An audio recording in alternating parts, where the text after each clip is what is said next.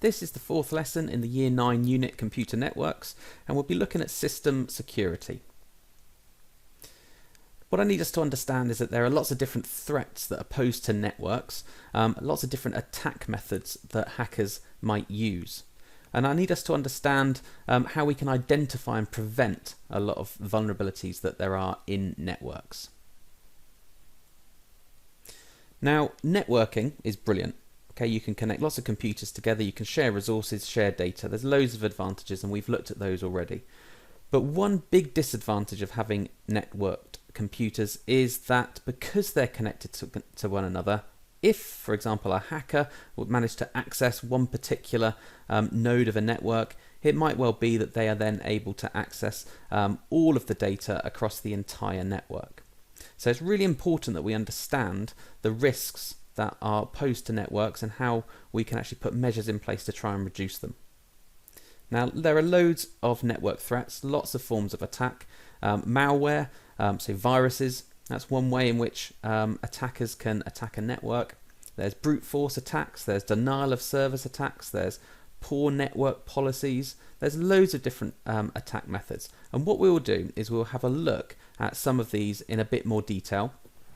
And then we will take a look to see if we can understand how we can protect ourselves against a lot of these threats.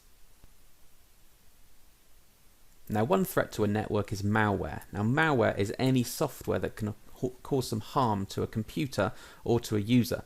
And there's lots of different types of malware, and you probably have heard of some of these. There's viruses, there's spyware, there's also adware and pharming. Now, when it comes to viruses are programs that aim to cause physical harm to a computer system. Now, they sometimes get confused with spyware, and spyware is there to sort of spy on the user, but it doesn't actually do any harm to the system. It's viruses that do harm to the system. And there's different types of viruses. There's standard viruses, there's worm viruses, and there's Trojan viruses, to name but a few. Now, when it comes to a standard virus, what they often do is they hide in files and they replicate themselves in order to spread across across the network and across the system. And their aim is usually to delete or damage data. Now, worm viruses don't necessarily damage data, but what they try to do is just replicate themselves over and over again, using more and more of the computer's resources so that the computer will slow down, rendering it useless.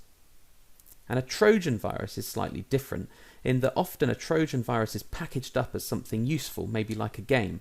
So you might be playing your game, but in the background, the virus is actually causing harm, perhaps deleting your files or perhaps making annoying changes to your computer setup.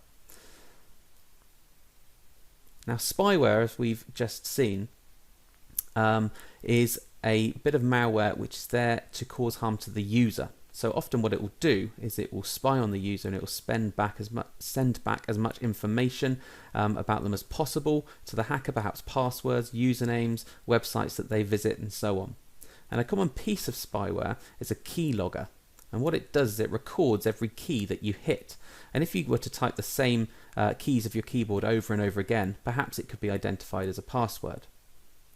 Now, the reason for collecting all this data is so that the hackers, the senders of the spyware, can use the information, often to steal your identification, sell your information to third parties that might then target you with adverts or so on. Now, adware is another type of malware. It's a little bit like spyware, but it doesn't, in the sense that it doesn't physically delete or corrupt your data. But what its aim is it's to download and display unwanted adverts and collect information, marketing information, perhaps about your online habits. Sometimes adware will direct you to unwanted websites, sometimes by changing your default homepage. Now, there are other types of malware. There's scareware. So this kind of malware comes up as like a pop-up saying that you've got a virus, and it might then say that you've got to purchase a certain bit of software in order to sort out your virus. So you sort of get scared into parting with your money. Ransomware is a bit of malware that will lock your computer so you can't use it, and it will only unlock if you again pay some hackers some money. Now, rootkits, they're special sort of packages of tools that once installed into your computer, will allow criminals to access any real part of your computer at administrator level, so they can pretty much do anything they want. Now, phishing, PH, starting with a PH, what that tries to do is acquire sensitive information about a user. It might try and find out about their usernames and passwords, but the way that it's done is usually to trick people into giving that information away. So it might be that you get an email or a phone call which is from what sounds like a legitimate company, maybe a bank, but actually it's not, and they trick you into giving away your sensitive information. Now, a brute force attack. This is where a criminal will try and access perhaps a network or perhaps access to a computer by trying loads of different passwords until it gets the right password. So brute force attacks is where they just use trial and error to try and hack an account by trying a password over and over and over again. Now, often this threat can be reduced where systems maybe lock an account if you have maybe more than 3 unsuccessful password attempts. Also, another really good thing you can do to protect yourself is to have a complex password, because the more complex a password is, the less likely it's going to be tried when a brute force attack is underway.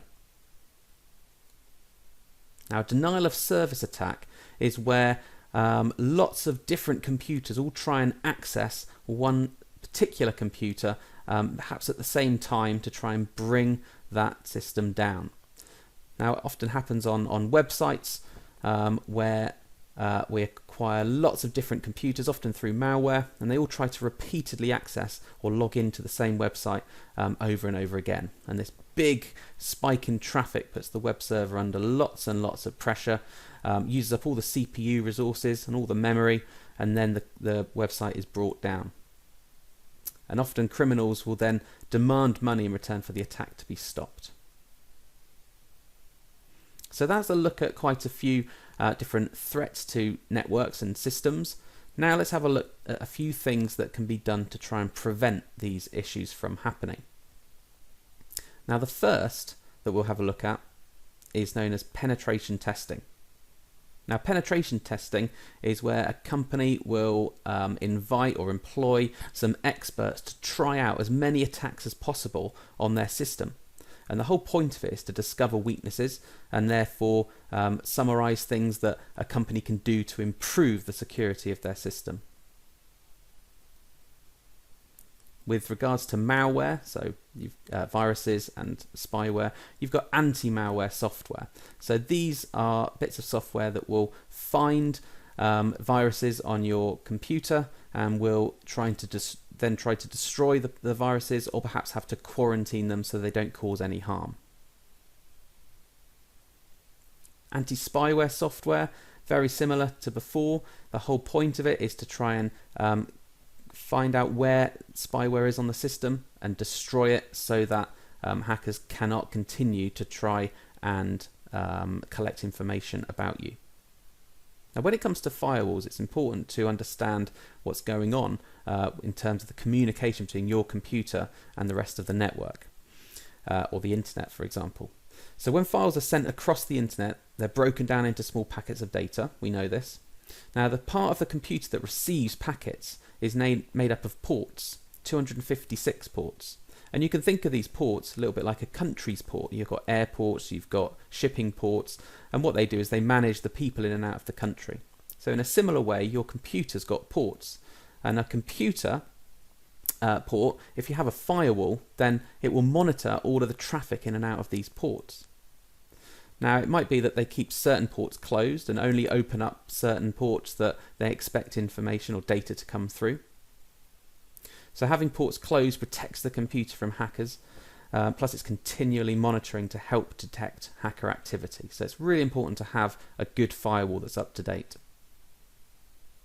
Now, passwords, we've already seen before with a brute force attack, how if passwords are tried over and over again, eventually hackers can gain access to a system. Now, if your passwords are changed regularly and they're really strong, so they have a combination of letters, numbers, and symbols, then they're harder to crack. So very important to have strong passwords and change them regularly.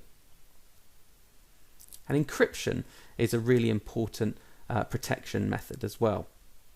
Now, when it comes to encryption, when data is sent, or when a message is sent from one computer to another, if it hasn't been encrypted, it means that if that information can be intercepted by a hacker, the hacker will be able to read that information, it'll be able to read that message, that email, whatever the data is that's sent across the network.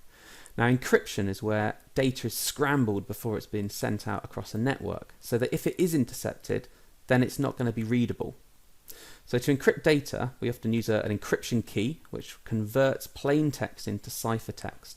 Now, on a really basic level, if you imagine the word hello, if you had an encryption key which changed each letter, maybe it moved it on one in the alphabet, then hello might become this particular word.